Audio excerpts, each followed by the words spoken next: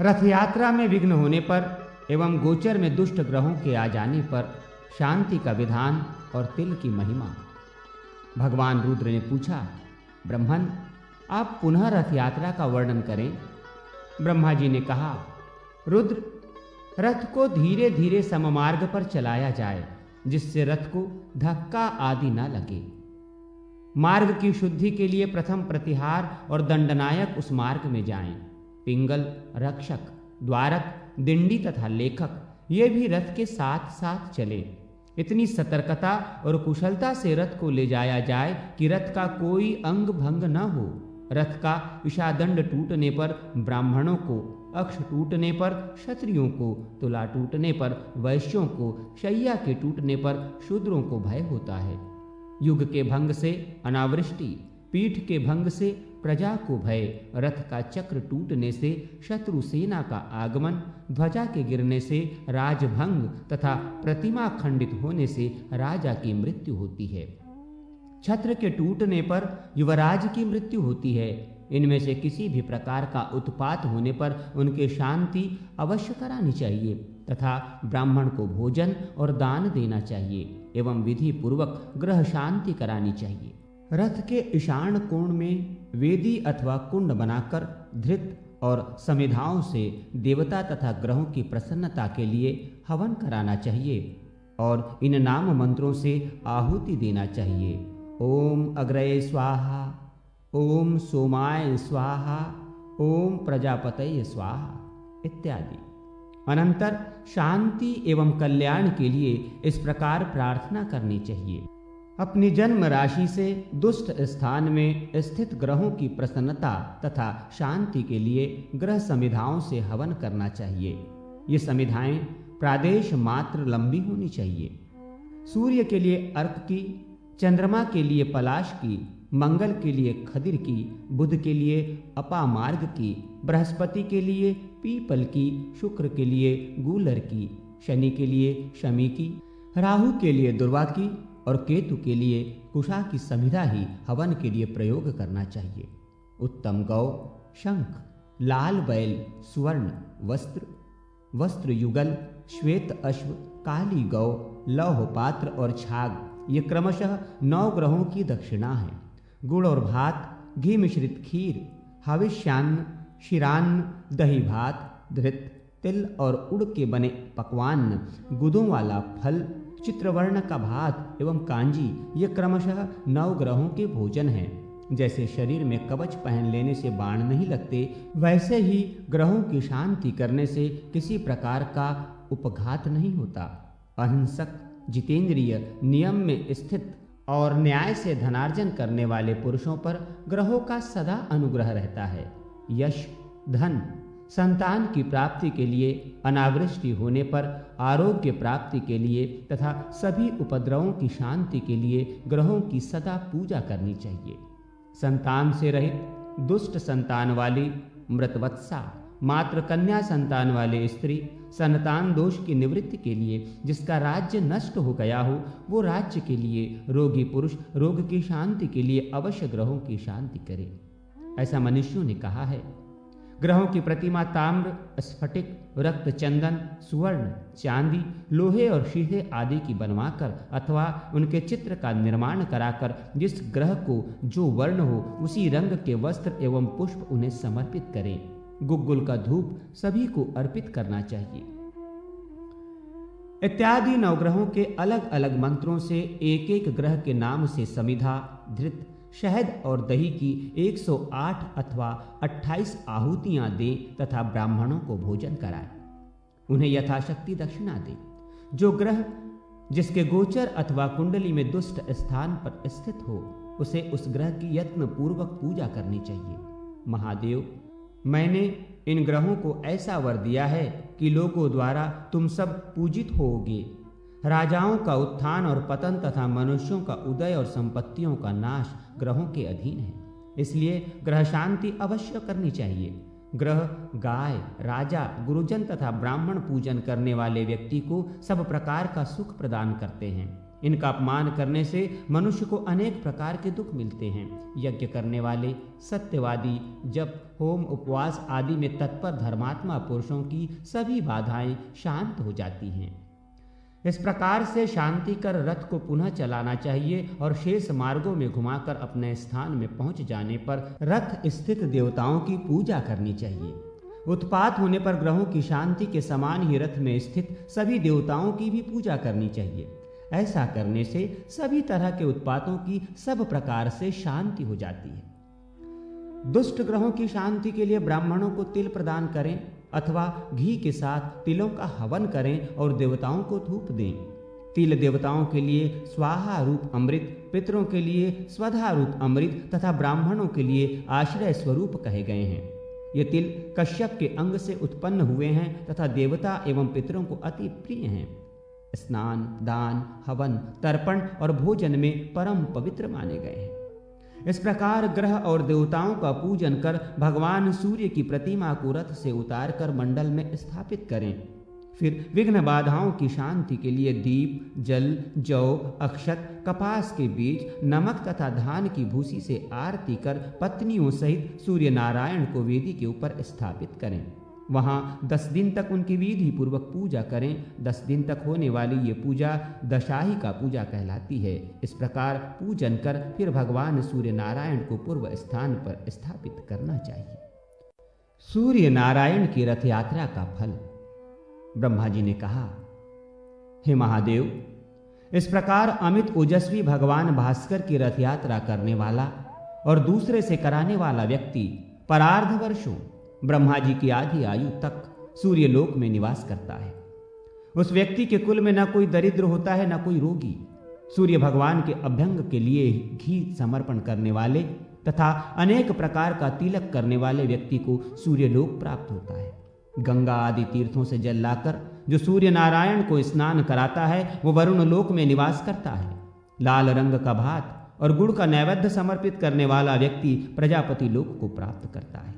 भक्ति पूर्वक सूर्य नारायण को स्नान कराकर पूजन कराने वाला व्यक्ति सूर्य लोक में निवास करता है।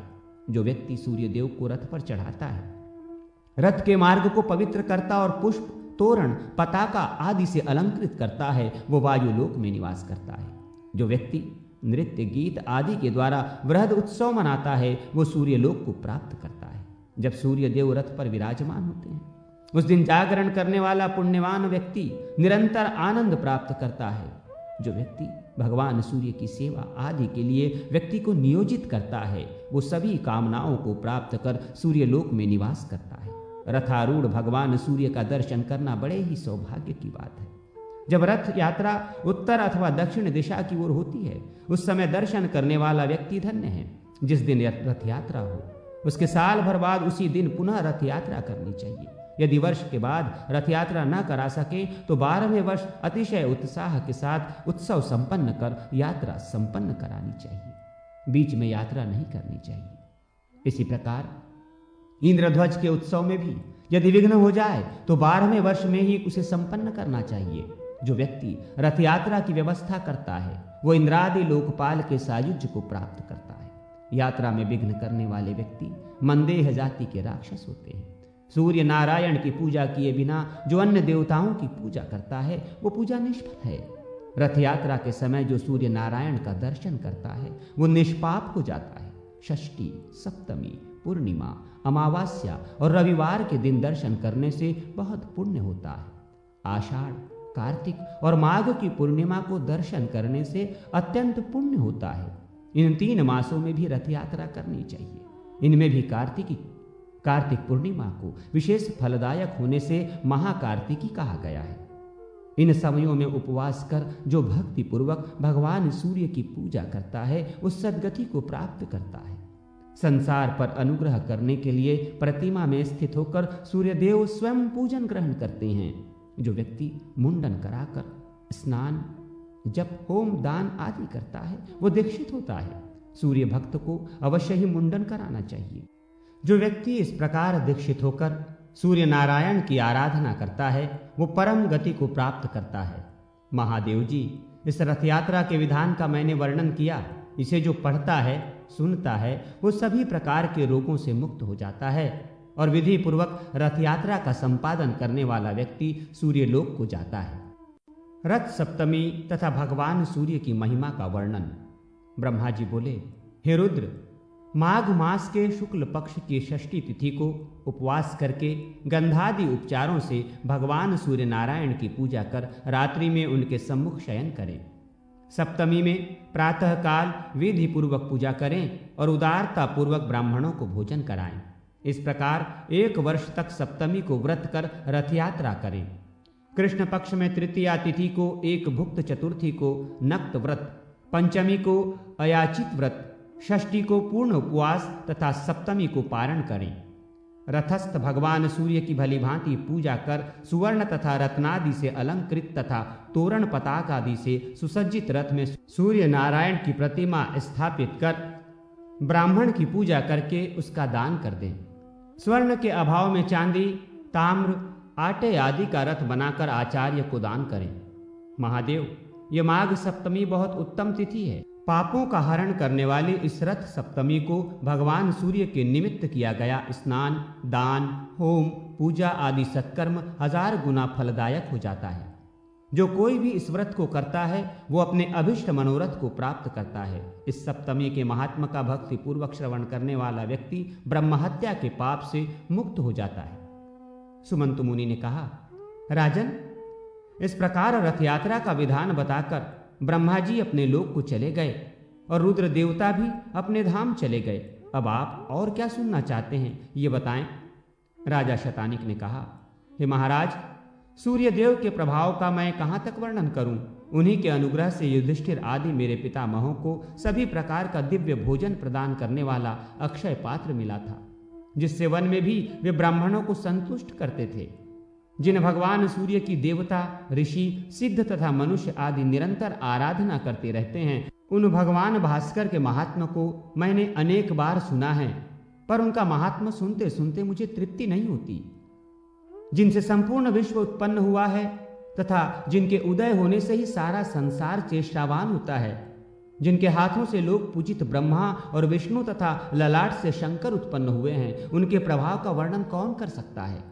अब मैं ये सुनना चाहता हूं कि जिस मंत्र, स्रोत, दान, स्नान, जप, पूजन, होम, व्रत तथा उपवास आदि कर्मों के करने से भगवान सूर्य प्रसन्न होकर सभी कष्टों को निवृत्त करते हैं और संसार सागर से मुक्त करते हैं, आप उन्हीं उत्तम मंत्र, स्रोत, रहस्य, विद्या, पाठ, व्रत आदि को बताएं, जिनसे भगवान सूर्य का कीर्तन हो और जिह्वा धन्य हो जाए, क्योंकि वही जिह्वा धन्य है जो भगवान सूर्य का स्तवन करती है। सूर्य की आराधना के बिना ये शरीर व्यर्थ है।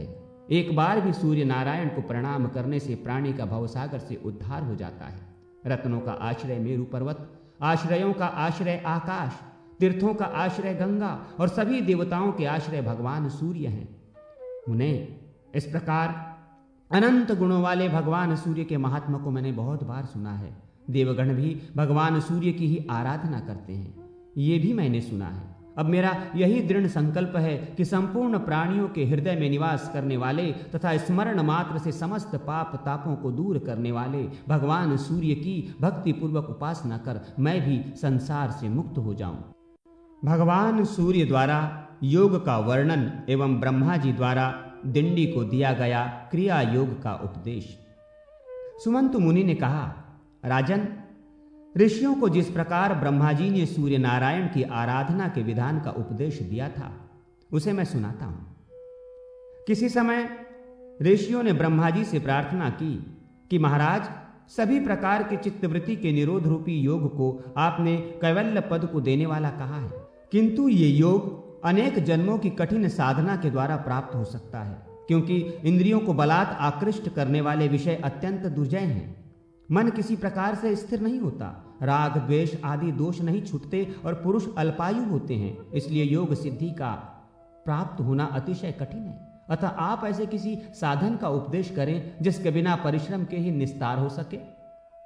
ब्रह्मा जी ने कहा, मुनीश्वरों, यज्ञ, पूजन, नमस्कार, जप, व्रतोपवास और ब्राह्मण भोजन आदि से सूर्य नारायण की आराधना करना ही इसका मुख्य उपाय है।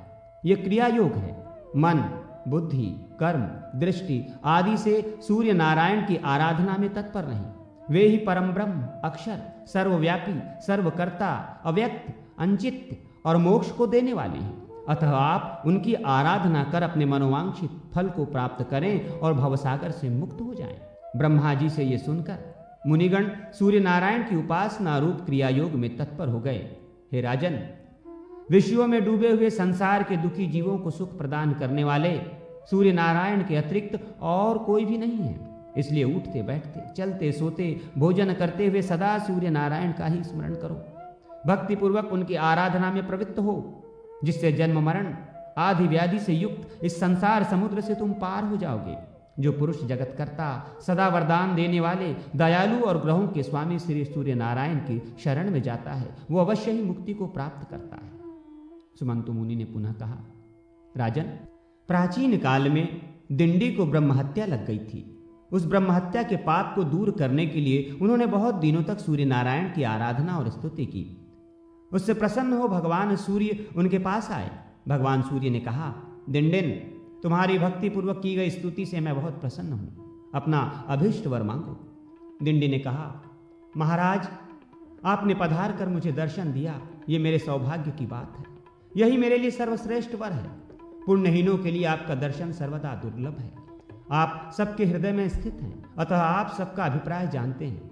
जिस प्रकार मुझे ब्रह्महत्या लगी है उसे तो आप जानते ही हैं। भगवान, आप मुझ पर ऐसा अनुग्रह करें कि मैं इस निंदित ब्रह्महत्या से तथा अन्य पापों से शीघ्र मुक्त हो जाऊं और मैं सफल मनोरथ हो जाऊं। आप संसार से उद्धार का उपाय बतलाएं, जिसके आचरण से संसार के प्राणी सुखी हों।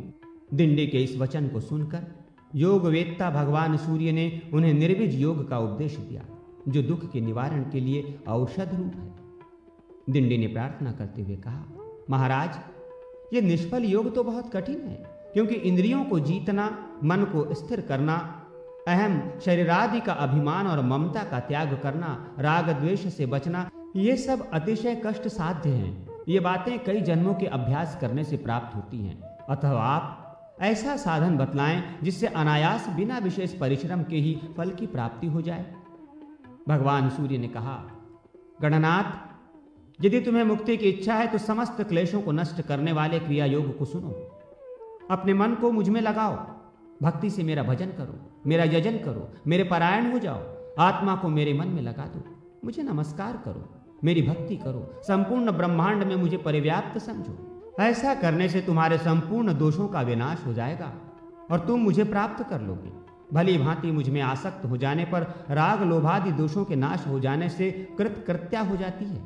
अपने मन को स्थिर करने के लिए सोना, चांदी, ताम्र, पाषाण, काष्ठ आदि से मेरी प्रतिमा का निर्माण कराकर या चित्र ही लिखकर विविध उपचारों से भक्तिपूर्वक पूजन करो। सर्वभाव से प्रतिमा का आश्रय ग्रहण करो। चलते फिरते, भोजन करते, आगे पीछे, ऊपर नीचे उसी का ध्यान करो। उसे पवित्र तीर्थों के जल से स्नान कराओ। गंध, पुष्प, वस्त्र, आभूषण, विविध नैवेद्य और जो पदार्थ स्वयं को प्रिय हो उन्हें अर्पण करो। इस विविध उपचारों से मेरी प्रतिमा को संतुष्ट करो। कभी गाने की इच्छा हो तो मेरी मूर्ति के आगे मेरा गुणानुवाद गाओ। सुनने की इच्छा हो तो हमारी कथा सुनो। इस प्रकार मुझ में अपने मन को अर्पण करने से तुम्हें परम पद की प्राप्ति हो जाएगी। सभी कर्म मुझ में अर्पण करो, डरने की कोई बात नहीं। मुझ में मन लगाओ, जो कुछ करो मेरे लिए करो। ऐसा करने से तुम ब्रह्महत्या आदि सभी दोष पापों से रहित होकर मुक्त हो जाओगे। इसलिए तुम इस क्रिया योग का आश्रय ग्रहण करो। दिंडी बोले, महाराज, इस अमृत रूप क्रिया योग को आप विस्तार से कहें, क्योंकि आपके बिना कोई भी इसे बतलाने में समर्थ नहीं है। यह अत्यंत गोपनीय और पवित्र है। भगवान सूर्य ने कहा, तुम चिंता मत करो। इस संपूर्ण क्रिया योग का ब्रह्मा जी तुमको विस्तार पूर्वक उपदेश करेंगे और मेरी कृपा से तुम इसे ग्रहण करोगे। इतना कहकर तीनों लोकों के दीप स्वरूप भगवान सूर्य अंतर्हित हो गए और दिंडी भी ब्रह्मा जी के धाम को चले गए। ब्रह्मलोक पहुंचकर दिंडी सूर्यज्येष्ठ चतुर्मुख ब्रह्मा जी को प्रणाम कर कहने लगे। दिंडी ने प्रार्थना पूर्वक कहा, ब्रह्मन, मुझे भगवान सूर्यदेव ने आपके पास भेजा है। आप कृपा कर मुझे क्रिया योग का उपदेश करें, जिसके सहारे मैं शीघ्र ही भगवान सूर्य को प्रसन्न कर सकूं।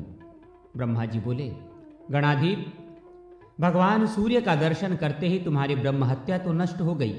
तुम भगवान सूर्य के कृपा पात्र हो। यदि सूर्य नारायण की आराधना करने की इच्छा है तो प्रथम दीक्षा ग्रहण करो, क्योंकि दीक्षा के बिना उपासना नहीं होती। अनेक जन्मों के पुण्य से भगवान सूर्य में भक्ति होती है। जो पुरुष भगवान सूर्य से द्वेष रखता है, ब्राह्मण तथा वेद की निंदा करता है, उसे अवश्य ही अधम पुरुष से उत्पन्न समझो।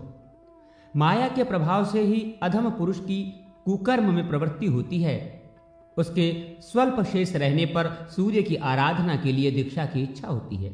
इस भवसागर में डूबने वाले पुरुषों का हाथ पकड़कर उद्धार करने वाले एकमात्र भगवान सूर्य ही हैं। इसलिए तुम दीक्षा ग्रहण कर भगवान सूर्य में तन्मय होकर उनकी उपासना करो। इससे शीघ्र ही भगवान सूर्य तुम पर अनुग्रह करेंगे। दिंडी ने पूछा, महाराज, दीक्षा का अधिकारी कौन पुरुष है और दीक्षा ग्रहण करने के बाद क्या करना चाहिए? कृपया आप इसे बताएं।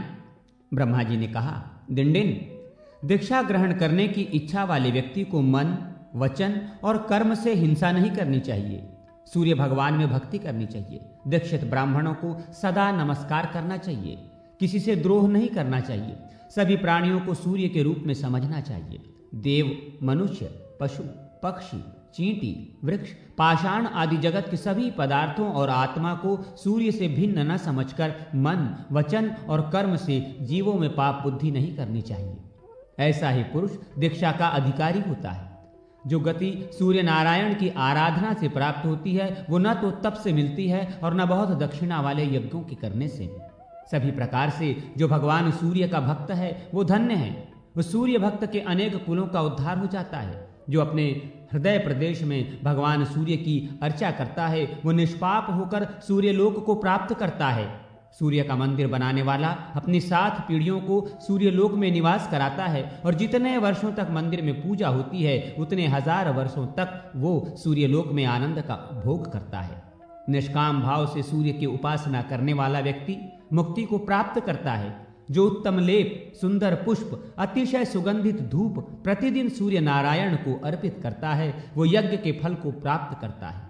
यज्ञ में बहुत सामग्रियों की अपेक्षा रहती है, इसलिए मनुष्य यज्ञ नहीं कर सकते, परंतु भक्ति पूर्वक दुर्वा से भी सूर्य नारायण की पूजा करने से यज्ञ करने से भी अधिक फल की प्राप्ति हो जाती है।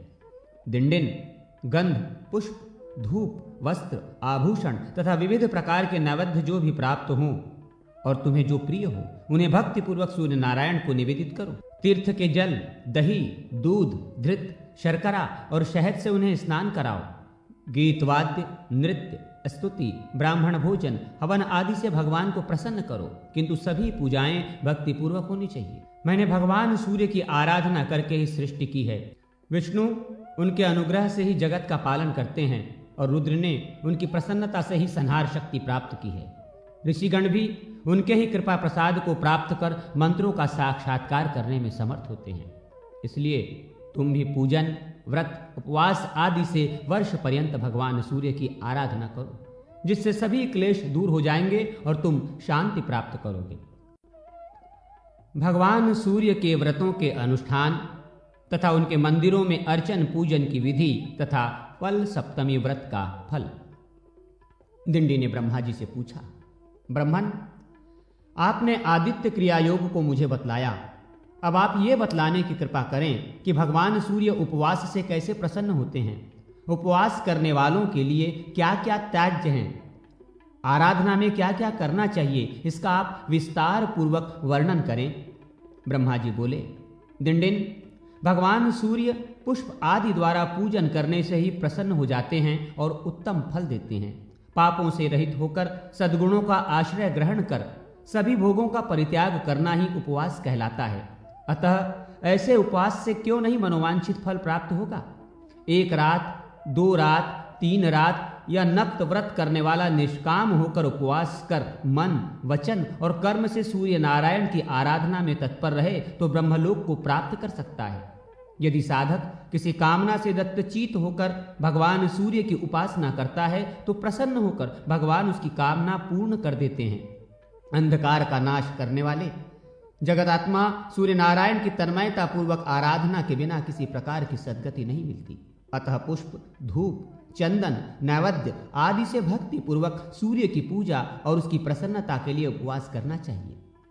उत्तम पुष्प के न मिलने पर वृक्षों के कोमल पत्ते अथवा दुर्वांकुर से पूजन करना चाहिए। पुष्प, पत्र, फल, जल जो भी यथाशक्ति मिले उसे ही भक्ति के साथ भगवान सूर्य को अर्पण करना चाहिए। इससे भगवान सूर्य को अतुल तुष्टि प्राप्त होती है।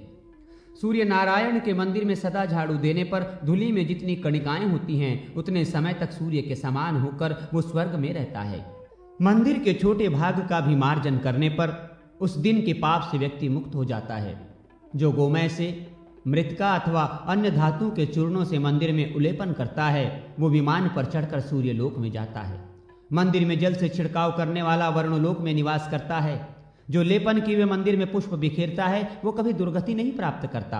मंदिर में दीपक प्रज्वलित करने वाला व्यक्ति सभी ऋतुओं में सुखप्रद सवारी प्राप्त करता है। ध्वजा चढ़ाने वाले के ज्ञात और अज्ञात सभी पाप पताका के वायु से हिलने पर नष्ट हो जाते हैं। गीत, वाद्य और नृत्य के द्वारा मंदिर में उत्सव करने वाला उत्तम विमान में बैठता है। गंधर्व और अप्सराएं उसके आगे गान और नृत्य करती हैं। जो मंदिर में पुराण का पाठ करता है उसे श्रेष्ठ बुद्धि की प्राप्ति होती है और वो जातिस्मर सभी जन्मों की बात जानने वाला हो जाता है। डिंडिन, सूर्य की आराधना से जो चाहो वो प्राप्त कर सकते हो। इनकी आराधना से कई लोग गंधर्व, कतिपय विद्याधर, कतिपय देवता बन गए हैं। इंद्र ने इनकी आराधना से ही इंद्रपद प्राप्त किया है। ब्रह्मचारी, गृहस्थ और वानप्रस्थ एवं स्त्रियों के ही ये उपास्य हैं। जितेंद्रिय सन्यासी भी इनके अनुग्रह से ही मुक्ति को प्राप्त करते हैं क्योंकि ये ही मोक्ष के द्वार हैं। इस तरह सभी वर्ण और आश्रमों के आश्रय एवं परम गति भगवान सूर्य ही हैं। डिंडिन, अब मैं काम में उपवास और फल सप्तमी का वर्णन करता हूँ। फल सप्तमी का व्रत करने से सभी पाप नष्ट हो जाते हैं और सूर्य लोक की प्राप्ति होती है। भाद्रपद मास के शुक्ला चतुर्थी को अयाचित व्रत कर पंचमी को एक बार भोजन करें, षष्ठी को जितक्रोध जितेंद्रिय होकर पूर्ण उपवास करें और भक्ति के साथ सभी सामग्रियों से सूर्य नारायण की पूजा करें। रात में भगवान सूर्य के सम्मुख पृथ्वी पर शयन करें।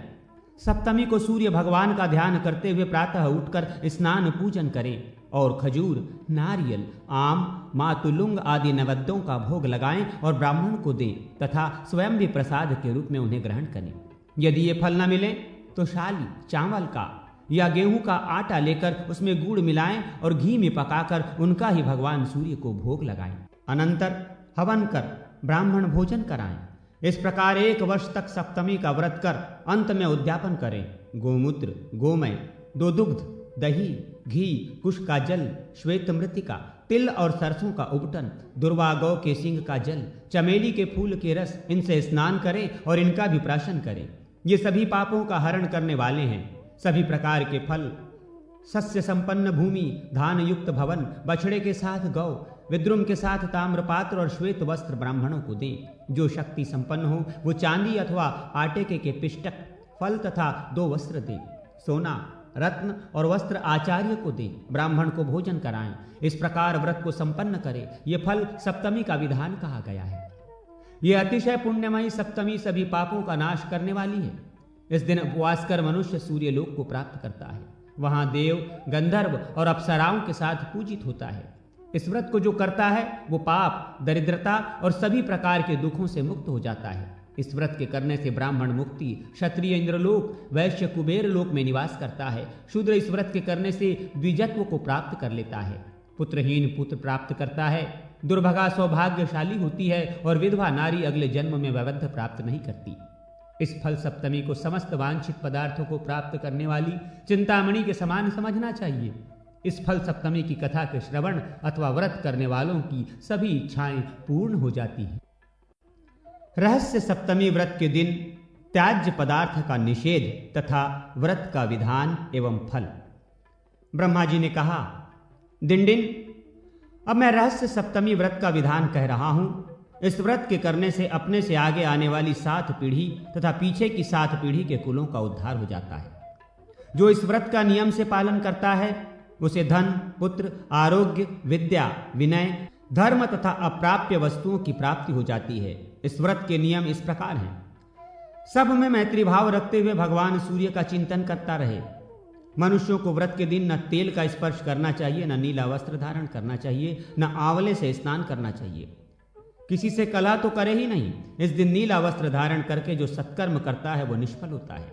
जो ब्राह्मण इस व्रत के दिन एक बार नीला वस्त्र धारण कर ले तो उसे उचित है कि वह स्वयं की शुद्धि के लिए उपवास करके पंचगव्य प्राशन करे, तभी वो शुद्ध होता है। यदि अज्ञानवश नील वृक्ष की लकड़ी से कोई ब्राह्मण दंत धावन कर लेता है तो वो 2 चांद्रायण व्रत करने से शुद्ध होता है। इस दिन रोमकूप में नीले रंग के प्रवेश करने मात्र से ही 3 कृच्छ चांद्र नारायण व्रत करने से शुद्धि होती है। जो व्यक्ति प्रमादवश नील वृक्ष के उद्यान में चला जाता है वो पंचगव्य प्राशन से ही शुद्ध होता है। जहां नील एक बार बोई जाती है वो भूमि 12 वर्ष तक अपवित्र रहती है। रहस्य सप्तमी व्रत के दिन जो तेल का स्पर्श करता है उसकी प्रिय भार्या नष्ट हो जाती है, अतः तैल का स्पर्श नहीं करना चाहिए। इस तिथि को किसी के साथ द्रोह और क्रूरता भी करना उचित नहीं।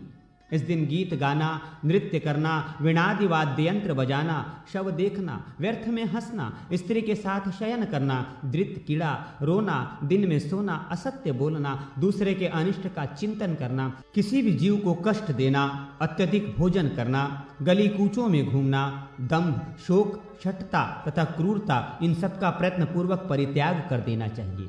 इस व्रत का आरंभ चैत्र मास से करना चाहिए। व्रत करने वाले मनुष्य को चाहिए कि वो चैत्रादि मासों में धाता, अर्यमा, मित्र, वरुण, इंद्र, विवस्वान, पर्जन्य, पूषा, भग, त्वष्टा, विष्णु तथा भास्कर इन 12 सूर्यों का क्रमशः पूजन करे। प्रत्येक सप्तमी के दिन भोजक ब्राह्मण को घी के साथ भोजन कराकर उसे धृत सहित पात्र, 1 माशा सुवर्ण और दक्षिणा देनी चाहिए। यदि भोजक न मिल सके तो श्रेष्ठ ब्राह्मण को ही भोजक की भांति भोजन कराकर वही वस्तुएं दान में देनी चाहिए। हे दिंडिन, इस प्रकार मैंने सप्तमी के इस महात्मा का वर्णन किया जिसके श्रवण मात्र से भी सभी पाप नष्ट हो जाते हैं और सूर्य लोक की प्राप्ति होती है। सुमंतु बोले, राजन, इतना कहकर ब्रह्मा जी अंतर्ध्यान हो गए और दिंडी भी उनके साथ बताए गए इस व्रत के अनुसार सूर्य नारायण का पूजन करके अपने मनोवांछित फल को प्राप्त करने में सफल हुए और भगवान सूर्य के अनुचर हो गए। शंख एवं द्विज, वशिष्ठ एवं सांब तथा याज्ञवल्क्य और ब्रह्मा के संवाद में आदित्य की आराधना का महात्म कथन। भगवान सूर्य की ब्रह्म रूपता। राजा शतानिक ने कहा, मुने, आप भगवान सूर्य नारायण के प्रभाव का और भी वर्णन करें। आपकी अमृतमयी वाणी सुन सुनकर मुझे तृप्ति नहीं हो रही है। सुमंतु जी ने कहा, राजन, इस विषय में शंख और द्विज का जो संवाद हुआ है उसे आप सुने, जिसे सुनकर मानव संपूर्ण पापों से मुक्त हो जाता है। एक अत्यंत रमणीय आश्रम था जिसमें सभी वृक्ष फलों के भार से झुक रहे थे। कहीं मृग अपनी सींगों से परस्पर एक दूसरे के शरीर में खुजला रहे थे। किसी दिशा में मयूरों का नृत्य और भ्रमरों की मधुर ध्वनि का गुंजार हो रहा था। ऐसी मनोहारी आश्रम में अनेक तपस्वियों से सेवित भगवान सूर्य के अनन्य भक्त शंख नाम के एक मुनि रहते थे। एक बार भोजक कुमारों ने मुनि के समीप जाकर विनय पूर्वक अभिवादन कर निवेदन किया, महाराज, वेदों के विषय में हमें संदेह है, आप उसका निवारण करें। उन विनयी भोजकों की इस प्रार्थना को सुनकर प्रसन्न हुए शंख मुनि उन सभी को वेदाध्ययन कराने लगे। एक दिन वे सभी कुमार वेद का अध्ययन कर रहे थे। उसी समय परम तपस्वी द्विज नाम के एक श्रेष्ठ मुनि वहां आए। अमित तेजस्वी उस शंख मुनि ने उनकी विधिवत अर्चना की और उन्हें आसन पर बैठाया। उन कुमारों ने भी उनकी वंदना की, जिससे द्विज बहुत प्रसन्न हुए। शंख मुनि ने उन भोजक कुमारों से कहा, शिष्ट पुरुष के आगमन से अनध्याय होता है, अतः तुम सब इस समय अपना अपना अध्ययन समाप्त करो। ये सुनते ही कुमारों ने अपने अपने ग्रंथ बंद कर दिए। द्विज ने शंख मुनि से पूछा, ये बालक कौन हैं और क्या पढ़ते हैं? शंख मुनि ने कहा, महाराज, ये भोजक कुमार हैं। सूत्र और कल्प के साथ चारों वेद, सूर्य नारायण के पूजन और हवन का विधान, प्रतिष्ठा विधि, रथ यात्रा की रीति तथा सप्तमी तिथि के कल्प का ये अध्ययन कर रहे हैं। द्विज ने पुनः पूछा, मुने, सप्तमी व्रत का क्या विधान है और भगवान सूर्य के अर्चन की क्या विधि है? सूर्य मंदिर में गंध, पुष्प, दीप आदि देने से क्या फल प्राप्त होता है? किस व्रत, नियम और दान से भगवान सूर्य प्रसन्न होते हैं? उन्हें कौन से पुष्प, धूप तथा उपहार दिए जाते हैं? ये सब मैं सुनना चाहता हूं, इसे आप बताएं। सूर्य नारायण के महात्मा की भी विशेष रूप से चर्चा करें। शंख मुनि ने कहा, इस प्रसंग में मैं महाराज सांब और महर्षि वशिष्ठ के संवाद का वर्णन कर रहा हूं। एक बार सांब महर्षि वशिष्ठ के पवित्र आश्रम पर गए। वहां जाकर उन्होंने नियतात्मा वशिष्ठ के चरणों में प्रणाम किया और वे हाथ जोड़कर विनीत भाव से खड़े हो गए। महर्षि वशिष्ठ ने भी उनके भक्ति भाव को देखकर प्रसन्न मन से उनसे पूछा। वशिष्ठ बोले, सांब, तुम्हारा तो संपूर्ण शरीर भयंकर कुष्ठ रोगों से विदीर्ण हो गया था। ये सर्वथा रोग मुक्त कैसे हुआ और तुम्हारे शरीर की दिव्य कांति एवं शोभा कैसे बढ़ गई? ये सब मुझे बताओ। सांब ने कहा, महाराज, मैंने भगवान सूर्य नारायण की आराधना उनके सहस्र नामों द्वारा की है। उसी आराधना के प्रभाव से उन्होंने प्रसन्न होकर मुझे साक्षात दर्शन दिया है और उनसे मुझे वर की भी प्राप्ति हुई है। वशिष्ठ ने पुनः पूछा, तुमने किस विधि से सूर्य की आराधना की है? तुम्हें किस व्रत, तप अथवा दान से उनका साक्षात दर्शन हुआ? ये सब विस्तार से बतलाओ। सांब ने कहा, महाराज, जिस विधि से मैंने भगवान सूर्य को प्रसन्न किया है वो समस्त वृत्तांत आप ध्यान पूर्वक सुने। आज से बहुत पहले मैंने अज्ञानवश दुर्वासा मुनि का उपहास किया था। इसलिए क्रोध में आकर उन्होंने मुझे कुष्ठ रोग से ग्रस्त होने का शाप दे दिया, जिससे मैं कुष्ठ रोगी हो गया। तब अत्यंत दुखी एवं लज्जित होते हुए मैंने अपने पिता भगवान श्री कृष्ण के पास जाकर निवेदन किया, तात, मैं दुर्वासा मुनि के शाप से कुष्ठ रोग से ग्रस्त होकर अत्यधिक पीड़ित हो रहा हूं। मेरा शरीर गलता जा रहा है, कंठ का स्वर भी बैठता जा रहा है, पीड़ा से प्राण निकल रहे हैं। वैद्यों आदि के द्वारा उपचार कराने पर भी मुझे शांति नहीं मिलती। अब आपकी आज्ञा प्राप्त कर मैं प्राण त्यागना चाहता हूं, अतः आप मुझे यह आज्ञा देने की कृपा करें जिससे मैं इस कष्ट से मुक्त हो सकूं। मेरा यह दीन वचन सुनकर उन्हें बड़ा दुख हुआ और उन्होंने क्षण भर विचार कर मुझसे कहा, पुत्र, धैर्य धारण करो, चिंता मत करो, क्योंकि जैसे सूखे तिनके को आग जलाकर भस्म कर देती है, वैसे ही चिंता करने से रोग और अधिक कष्ट देता है। भक्ति पूर्वक तुम देव आराधन करो, उससे सभी रोग नष्ट हो जाएंगे। पिता के ऐसे वचन सुनकर मैंने पूछा, तात, ऐसा कौन देवता है जिसकी आराधना करने से इस भयंकर रोग से मैं मुक्त पा सकूं? भगवान श्री कृष्ण बोले, पुत्र, एक समय की बात है।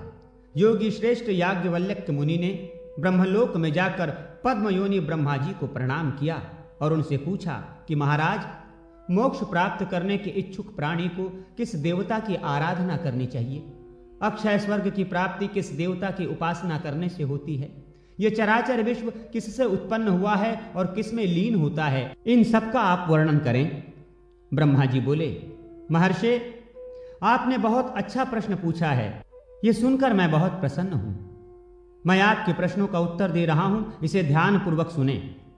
जो देवश्रेष्ठ अपने उदय के साथ ही समस्त जगत का अंधकार नष्ट कर तीनों लोकों को प्रतिभाषित कर देते हैं, वे अजर अमर अव्यय शाश्वत अक्षय शुभ अशुभ के जानने वाले कर्म साक्षी सर्वदेवता और जगत के स्वामी हैं। उनका मंडल कभी क्षय नहीं होता। वे पितरों के पिता, देवताओं के भी देवता, जगत के आधार, सृष्टि स्थिति तथा संहार करता है। योगी पुरुष वायु रूप होकर जिनमें लीन हो जाते हैं, जिनकी सहस्त्र रश्मियों में मुनि, सिद्धगण और देवता निवास करते हैं। जनक, व्यास, शुकदेव, बालखिल्य आदि ऋषिगण, पंचशिख आदि योगीगण जिनके प्रभामंडल में प्रविष्ट हुए हैं, ऐसे वे प्रत्यक्ष देवता सूर्य नारायण ही हैं। ब्रह्मा, विष्णु तथा शिव आदि का नाम तो मात्र सुनने में ही आता है, पर सभी को वे दृष्टिगोचर नहीं होते, किंतु तिमिर नाशक सूर्य नारायण सभी को प्रत्यक्ष दिखाई देते हैं। इसलिए ये सभी देवताओं में श्रेष्ठतम हैं। अतः याज्ञवल्क्य, आपको भी सूर्य नारायण के अतिरिक्त अन्य किसी देवता की उपासना नहीं करनी चाहिए। इन प्रत्यक्ष देवता की आराधना करने से सभी फल प्राप्त हो सकते हैं। याज्ञवल्क्य मुनि ने कहा, महाराज, आपने मुझे बहुत ही उत्तम उपदेश दिया है जो बिल्कुल सत्य है। मैंने पहले भी बहुत बार सूर्य नारायण के महात्मा को सुना है, जिनके दक्षिण अंग से विष्णु, वाम अंग से स्वयं आप और ललाट से रुद्र उत्पन्न हुए हैं। उनकी तुलना और कौन देवता कर सकते हैं? उनके गुणों का वर्णन भला किन शब्दों में किया जा सकता है? अब मैं उनकी इस आराधना विधि को सुनना चाहता हूं, जिसके द्वारा मैं संसार सागर को पार कर जाऊं। वे कौन से व्रत, उपवास, दान, होम, जप आदि हैं जिनके करने से सूर्य नारायण प्रसन्न होकर समस्त कष्टों को दूर कर देते हैं? ये सब आप बतलाने की कृपा करें, क्योंकि प्राणियों द्वारा धर्म, अर्थ तथा काम की प्राप्ति के लिए जो चेष्टाएं की जाती हैं, उनमें वही चेष्टा सफल होती है जो भगवान सूर्य का आश्रय ग्रहण कर अनुष्ठित होती हो। अन्यथा वे सभी क्रियाएं व्यर्थ हैं। इस अपार घोर संसार सागर में निमग्न प्राणियों द्वारा एक बार भी किया गया सूर्य नमस्कार मुक्ति को प्राप्त करा देता है। भक्ति भाव से परिपूर्ण याज्ञवल्क्य के इन वचनों को सुनकर ब्रह्मा जी प्रसन्न हो उठे और वे कहने लगे कि याज्ञवल्क्य, आपने सूर्य नारायण की आराधना का जो उपाय पूछा है उसका मैं वर्णन कर रहा हूं, एकाग्र चित्त होकर आप सुने। ब्रह्मा जी बोले, आदि और अंत से रहित सर्वव्याप्त परम ब्रह्म अपनी लीला से प्रकृति पुरुष रूप धारण करके संसार को उत्पन्न करने वाले अक्षर, सृष्टि रचना के समय ब्रह्मा, पालन के समय विष्णु और संहार काल में रुद्र का रूप धारण करने वाले सर्वदेवमय पूज्य भगवान सूर्य नारायण ही हैं। अब मैं भेदाभेद स्वरूप उन भगवान सूर्य को प्रणाम करके उनकी आराधना का वर्णन करूंगा। यह अत्यंत गुप्त है, जिसे प्रसन्न होकर भगवान भास्कर ने मुझसे कहा था। ब्रह्मा जी पुनः बोले, याज्ञवल्क्य, एक बार मैंने भगवान सूर्य नारायण की स्तुति की। उस स्तुति से प्रसन्न होकर वे प्रत्यक्ष प्रकट हुए। तब मैंने उनसे पूछा कि महाराज, वेद वेदांगों में और पुराणों में आपका ही प्रतिपादन हुआ है। आप शाश्वत अज तथा परम ब्रह्म स्वरूप हैं। ये जगत आप में ही स्थित है। गृहस्थाश्रम जिनका मूल है, वे ऐसे चारों आश्रमों वाले दिन रात आपकी अनेक मूर्तियों का पूजन करते हैं। आप ही सबके माता पिता और पूज्य हैं। आप किस देवता का ध्यान एवं पूजन करते हैं? मैं इसे नहीं समझ पा रहा हूं, इसे मैं सुनना चाहता हूं। मेरे मन में बड़ा कौतूहल है। भगवान सूर्य ने कहा, ब्रह्मन, यह अत्यंत गुप्त बात है, किंतु आप मेरे परम भक्त हैं, इसलिए मैं इसका यथावत वर्णन कर रहा हूं। वे परमात्मा सभी प्राणियों में व्याप्त, अचल, नित्य, सूक्ष्म और इंद्रियातीत हैं। उन्हें क्षेत्रज्ञ, पुरुष, हिरण्यगर्भ, महान, प्रधान तथा बुद्धि आदि अनेक नामों से अभिहित किया जाता है। जो तीन लोगों के एकमात्र आधार हैं, वे निर्गुण होकर भी अपनी इच्छा से सगुण हो जाते हैं। सबके साक्षी हैं, स्वतः कोई कर्म नहीं करते और न तो कर्मफल की प्राप्ति से संलग्न रहते हैं। वे परमात्मा सबोर सिर, नेत्र, हाथ, पैर, नासिका, कान तथा मुख वाले हैं। वे समस्त जगत को आच्छादित करके अवस्थित हैं तथा सभी प्राणियों में स्वच्छंद होकर आनंद पूर्वक विचरण करते हैं। शुभाशुभ कर्मरूप बीज वाला शरीर क्षेत्र कहलाता है। इसे जानने के कारण परमात्मा क्षेत्रज्ञ कहलाते हैं। वे अव्यक्त पूर्व में शयन करने से पुरुष, बहुत रूप धारण करने से विश्वरूप और धारण पोषण करने के कारण महापुरुष कहे जाते हैं। ये ही अनेक रूप धारण करते हैं। जिस प्रकार एक ही वायु शरीर में प्राण, अपान आदि अनेक रूप धारण किए हुए हैं, और जैसे एक ही अग्नि अनेक स्थान भेदों के कारण अनेक नामों से अभिहित की जाती है, उसी प्रकार परमात्मा भी अनेक भेदों के कारण बहुत रूप धारण करते हैं। जिस प्रकार एक दीप से हजारों दीप प्रज्वलित हो जाते हैं, उसी प्रकार एक परमात्मा से संपूर्ण जगत उत्पन्न होता है। जब वो अपनी इच्छा से संसार का संहार करता है, तब फिर एकाकी ही रह जाता है। परमात्मा को छोड़कर जगत में कोई स्थावर या जंगम पदार्थ नित्य नहीं है, क्योंकि वे अक्षय, अप्रमेय और सर्वज्ञ कहे जाते हैं। उनसे बढ़कर कोई अन्य नहीं है। वे ही पिता हैं, वे ही प्रजापति हैं। सभी देवता और असुर आदि उन महात्मा भास्कर देव की आराधना करते हैं और वे ही उन्हें सद्गति प्रदान करते हैं। वे सर्वगत होते हुए भी निर्गुण हैं। उसी आत्मस्वरूप परमेश्वर का मैं ध्यान करता हूं तथा सूर्य रूप अपने आत्मा का ही पूजन करता हूं। हे याज्ञवल्क्य मुनि, भगवान सूर्य ने स्वयं ही ये बातें मुझसे कही थीं। सूर्य नारायण के प्रिय पुष्प, सूर्य मंदिर में मार्जन लेपन आदि का फल, दीपदान का फल तथा सिद्धार्थ सप्तमी व्रत का विधान और फल। ब्रह्मा जी बोले, याज्ञवल्क्य, एक बार मैंने भगवान सूर्य नारायण से उनके प्रिय पुष्पों के विषय में जिज्ञासा की। तब उन्होंने कहा था कि मल्लिका, बेला फूल की एक जाति पुष्प मुझे अत्यंत प्रिय है। जो मुझे इसे अर्पण करता है वो उत्तम भोगों को प्राप्त करता है। मुझे श्वेत कमल अर्पण करने से सौभाग्य, सुगंधित कुटज पुष्प से अक्षय ऐश्वर्य की प्राप्ति होती है तथा मंदार पुष्प से सभी प्रकार के कुष्ठ रोगों का नाश होता है, और बिल्व पत्र से पूजन करने पर विपुल संपत्ति की प्राप्ति होती है।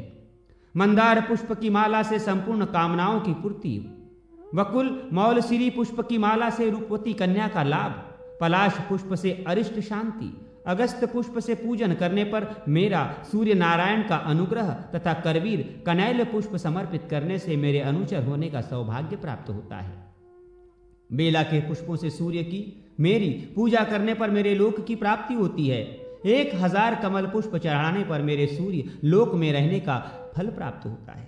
वकुल पुष्प अर्पित करने से भानु लोक प्राप्त होता है। कस्तूरी, चंदन, कुमकुम तथा कपूर के योग से बनाए गए यक्ष कर्दम गंध का लेपन करने से सद्गति प्राप्त होती है। सूर्य भगवान के मंदिर का मार्जन तथा उलेपन करने वाला सभी रोगों से मुक्त हो जाता है और उसे शीघ्र ही प्रचुर धन की प्राप्ति होती है। जो भक्ति पूर्वक गेरू से मंदिर का लेपन करता है उसे संपत्ति प्राप्त होती है और वो रोगों से मुक्ति प्राप्त करता है। और यदि मृतिका से लेपन करता है तो उसे 18 प्रकार के कुष्ठ रोगों से मुक्ति मिल जाती है। सभी पुष्पों में करवीर का पुष्प और समस्त विलेपनों में रक्त चंदन का विलेपन मुझे अधिक प्रिय है। करवीर के पुष्पों से जो सूर्य भगवान की मेरी पूजा करता है वह संसार के सभी सुखों को भोग कर अंत में स्वर्गलोक में निवास करता है। मंदिर में लेपन करने के पश्चात मंडल बनाने पर सूर्यलोक की प्राप्ति होती है। 1 मंडल बनाने से अर्थ की प्राप्ति, 2 मंडल बनाने से आरोग्य, 3 मंडल की रचना करने से अविच्छिन्न संतान, 4 मंडल बनाने से लक्ष्मी, 5 मंडल बनाने से विपुल धन धान्य, 6 मंडलों की रचना करने से आयु, बल और यश तथा 7 मंडलों की रचना करने से मंडल का अधिपति होता है तथा आयु, धन, पुत्र और राज्य की प्राप्ति होती है एवं अंत में उसे सूर्यलोक मिलता है। मंदिर में घृत का दीपक प्रज्वलित करने से नेत्र रोग नहीं होता। महुए के तेल का दीपक जलाने से सौभाग्य प्राप्त होता है। तिल के तेल का दीपक जलाने से सूर्यलोक तथा कड़वा तेल से दीपक जलाने पर शत्रुओं पर विजय प्राप्त होती है। सर्वप्रथम गंध, पुष्प, धूप, दीप आदि उपचारों से सूर्य का पूजन कर नाना प्रकार के नैवेद्य निवेदित करने चाहिए। पुष्पों में चमेली और कनेर के पुष्प, धूपों में विजय धूप, गंधों में कुमकुम, लेपों में रक्त चंदन, दीपों में धृत दीप तथा नैवेद्यों में मोदक भगवान सूर्य नारायण को परम प्रिय हैं। अतः इन्हीं वस्तुओं से उनकी पूजा करनी चाहिए। पूजन करने के पश्चात प्रदक्षिणा और नमस्कार करके हाथ में श्वेत सरसों का 1 दाना और जल लेकर सूर्य भगवान के सम्मुख खड़े होकर हृदय में अभिष्ट कामना का चिंतन करते हुए सरसों सहित जल को पी जाना चाहिए, परंतु दांतों से उनका स्पर्श नहीं हो। इसी प्रकार दूसरी सप्तमी को श्वेत सशर्प पीली सरसों के 2 दाने जल के साथ पान करना चाहिए और इसी तरह 7वीं सप्तमी तक 1-1 दाना बढ़ाते हुए इस मंत्र से उसे अभिमंत्रित करके पान करना चाहिए। तदनंतर शास्त्रोक्त रीति से जप और हवन करना चाहिए। यह भी विधि है कि प्रथम सप्तमी के दिन जल के साथ सिद्धार्थ सरसों का पान करें, दूसरी सप्तमी को धृत के साथ और आगे शहद, दही, दूध, गोमय और पंचगव्य के साथ क्रमशः 1-1 सिद्धार्थ बढ़ाते हुए 7वीं सप्तमी तक सिद्धार्थ का पान करें। इस प्रकार जो सरसप सप्तमी का व्रत करता है वो बहुत सा धन, पुत्र और ऐश्वर्य प्राप्त करता है। उसकी सभी मनः कामनाएं सिद्ध हो जाती है और वो सूर्यलोक में निवास करता है। शुभाशुभ स्वप्न और उनके फल। ब्रह्मा जी बोले, याज्ञवल्क्य, जो व्यक्ति सप्तमी में उपवास करके विधि पूर्वक सूर्य नारायण का पूजन, जप एवं हवन आदि क्रियाएं संपन्न कर रात्रि के समय भगवान सूर्य का ध्यान करते हुए शयन करता है, तब उसे रात्रि में जो स्वप्न दिखाई देते हैं उन स्वप्न फलों का मैं अब वर्णन कर रहा हूं। यदि स्वप्न में सूर्य का उदय, इंद्रध्वज और चंद्रमा दिखाई दे तो सभी समृद्धियां प्राप्त होती हैं। माला पहने व्यक्ति, गाय या वंशी की आवाज, श्वेत कमल, चामर, दर्पण, सोना, तलवार, पुत्र की प्राप्ति, रुधिर का थोड़ा या अधिक मात्रा में निकलना तथा पान करना, ऐसा स्वप्न देखने से ऐश्वर्य की प्राप्ति होती है। दृत्ताक्त प्रजापति के दर्शन से पुत्र प्राप्ति का फल होता है। स्वप्न में प्रशस्त वृक्ष पर चढ़े अथवा अपने मुख में महिषी, गौ या सिंहनी का दोहन करें तो शीघ्र ही ऐश्वर्य प्राप्त होता है। सोने या चांदी के पात्र में अथवा कमल पत्र में जो स्वप्न में खीर खाता है उसे बल की प्राप्ति होती है। धूत, वाद तथा युद्ध में विजय प्राप्ति का जो स्वप्न देखता है वो सुख प्राप्त करता है। स्वप्न में जो अग्निपान करता है उसके जठराग्नि की वृद्धि होती है। यदि स्वप्न में उसके अंग प्रज्वलित होते दिखाई दें और सिर में पीड़ा हो तो संपत्ति मिलती है। श्वेत वर्ण के वस्त्र, माला और प्रशस्त पक्षी का दर्शन शुभ होता है। देवता, ब्राह्मण, आचार्य, गुरु, वृद्ध तथा तपस्वी स्वप्न में जो कुछ कहते हैं वो सत्य होता है। स्वप्न में सिर का कटना अथवा फटना, पैरों में बेड़ी का पड़ना राज्य प्राप्ति का संकेतक है। स्वप्न में रोने से हर्ष की प्राप्ति होती है। घोड़ा, बैल, श्वेत कमल तथा श्रेष्ठ हाथी पर निडर होकर चढ़ने से महान ऐश्वर्य प्राप्त होता है। ग्रह और ताराओं का ग्रास देखे, पृथ्वी को उलट दे और पर्वत को उखाड़ फेंके तो राज्य का लाभ होता है। पेट से आत निकले और उससे वृक्ष को लपेटे, पर्वत, समुद्र तथा नदी पार करे तो अत्यधिक ऐश्वर्य की प्राप्ति होती है। सुंदर स्त्री के गोद में बैठे और बहुत सी स्त्रियां आशीर्वाद दे, शरीर को कीड़े भक्षण करें, स्वप्न में स्वप्न का ज्ञान हो, अभिष्ट बातें सुनने और कहने में आए तथा मंगलदायक पदार्थों का दर्शन एवं प्राप्ति हो तो धन और आरोग्य का लाभ। सिद्धार्थ सर्षप सप्तमी व्रत के उद्यापन की विधि।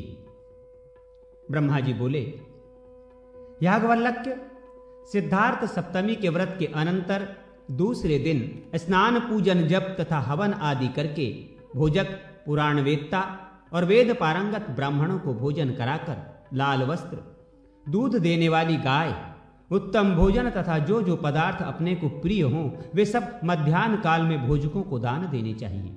यदि भोजक न प्राप्त हो सकें तो पौराणिक को, और पौराणिक न मिल सकें तो सामवेद जानने वाले मंत्रविद ब्राह्मण को वे सभी वस्तुएं देनी चाहिए। मुने, ये सिद्धार्थ सप्तमी के उद्यापन की संक्षिप्त विधि है। इस प्रकार भक्ति पूर्वक 7 सप्तमी का व्रत करने से अनंत सुख की प्राप्ति होती है और 10 अश्वमेघ यज्ञ का फल प्राप्त होता है। इस व्रत से सभी कार्य सिद्ध हो जाते हैं। गरुड़ को देखकर सर्प आदि की तरह कुष्ठ आदि सभी रोग इसके अनुष्ठान से दूर भागते हैं।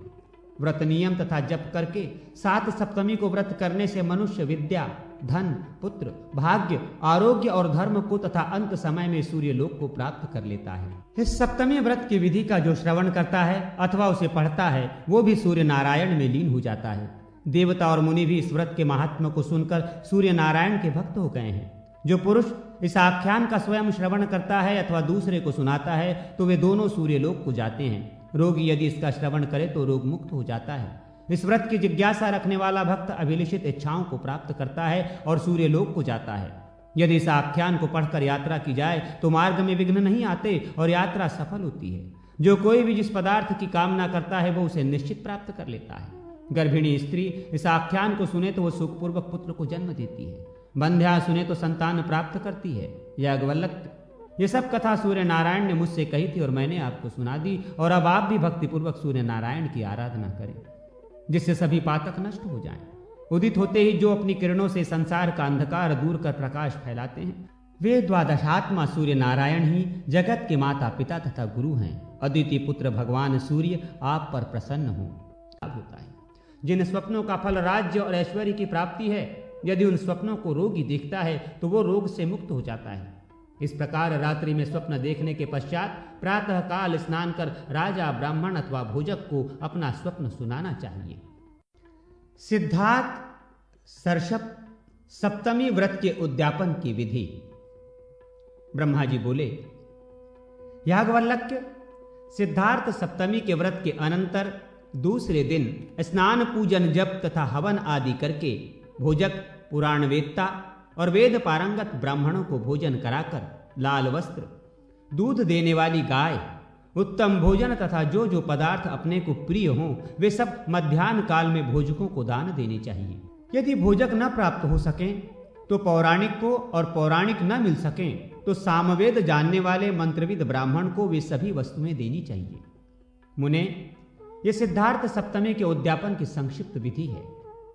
इस प्रकार भक्ति पूर्वक 7 सप्तमी का व्रत करने से अनंत सुख की प्राप्ति होती है और 10 अश्वमेघ यज्ञ का फल प्राप्त होता है। इस व्रत से सभी कार्य सिद्ध हो जाते हैं। गरुड़ को देखकर सर्प आदि की तरह कुष्ठ आदि सभी रोग इसके अनुष्ठान से दूर भागते हैं। व्रत नियम तथा जप करके 7 सप्तमी को व्रत करने से मनुष्य विद्या, धन, पुत्र, भाग्य, आरोग्य और धर्म को तथा अंत समय में सूर्य लोक को प्राप्त कर लेता है। इस सप्तमी व्रत की विधि का जो श्रवण करता है अथवा उसे पढ़ता है वो भी सूर्य नारायण में लीन हो जाता है। देवता और मुनि भी इस व्रत के महात्म को सुनकर सूर्य नारायण के भक्त हो गए हैं। जो पुरुष इस आख्यान का स्वयं श्रवण करता है अथवा दूसरे को सुनाता है तो वे दोनों सूर्य लोक को जाते हैं। रोगी यदि इसका श्रवण करे तो रोग मुक्त हो जाता है। इस व्रत की जिज्ञासा रखने वाला भक्त अभिलषित इच्छाओं को प्राप्त करता है और सूर्य लोक को जाता है। यदि इस आख्यान को पढ़कर यात्रा की जाए तो मार्ग में विघ्न नहीं आते और यात्रा सफल होती है। जो कोई भी जिस पदार्थ की कामना करता है वो उसे निश्चित प्राप्त कर लेता है। गर्भिणी स्त्री इस आख्यान को सुने तो वो सुखपूर्वक पुत्र को जन्म देती है। बंध्या सुने तो संतान प्राप्त करती है। याज्ञवल्क्य, ये सब कथा सूर्य नारायण ने मुझसे कही थी और मैंने आपको सुना दी, और अब आप भी भक्तिपूर्वक सूर्य नारायण की आराधना करें जिससे सभी पातक नष्ट हो जाएं। उदित होते ही जो अपनी किरणों से संसार का अंधकार दूर कर प्रकाश फैलाते हैं वे द्वादशात्मा सूर्य नारायण ही जगत के माता पिता तथा गुरु हैं। अद्वितीय पुत्र भगवान सूर्य आप पर प्रसन्न हो।